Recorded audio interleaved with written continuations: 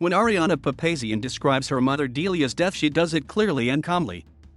She remembers every detail, the sound, and the silence that followed.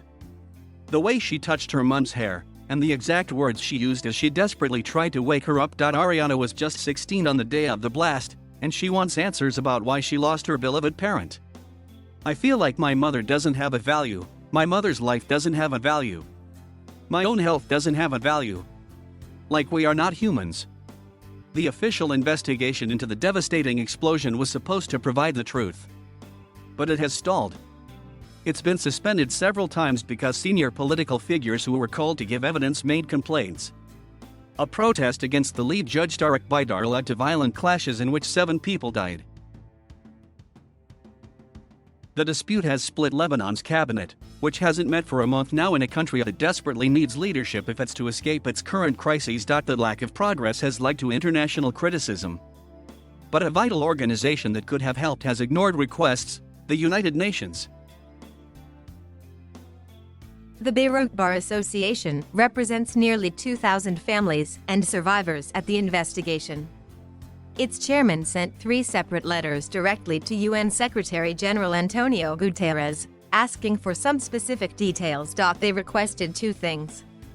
Firstly, all available satellite photos taken on the day of the blast by member states. And secondly, whether UNIFIL checked the MV Rosas, the ship that carried the explosive material which caused the explosion, back in 2013, before it arrived at Beirut port.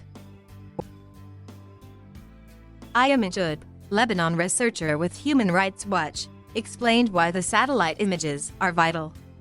Until this day we don't know what caused the explosion, we don't know if it was an intentional act, we don't know if it was caused by negligence, we have no idea, she says. And so satellite imagery of the port on that day would be very important in trying to answer outstanding questions about why the explosion happened. Last week Russia said its space agency Roscosmos was preparing to hand over images of the blast site, after a request from the Lebanese president, Michel Aoun. The first of the family's letters was sent by the Bar Association on October 26, 2020. A follow-up was dispatched 3 weeks later on November 19, noting it has been more than 100 days since the blast. To date, none of the member states or UNIFIL has sent any photos or information. The third letter, dated March 17, 2021, states, 7 months have passed since the blast and 5 months since our letter, and unfortunately our letters remain unanswered and unacknowledged. Lebanon is a founder member of the UN and is asking for help. Ramzi Hakel, a veteran lawyer in Lebanon and a member of the Beirut Bar Association, is defiant. "Let me tell you something. We are fighters," he said. "We are fighters, by law. And we will continue fighting, because we are responsible for 1,800 people who asked us to represent them to obtain justice." Ayam Jud thinks the UN response has fallen short. "I'm sure the Secretary-General is inundated with letters and requests, but it's been disappointing to see the lack of cooperation with the Lebanese authorities. Also the lack of an international investigation into the blast. There's much more the international community could be doing that they aren't." I asked the UN about these letters, and why none of the 3 had even been acknowledged.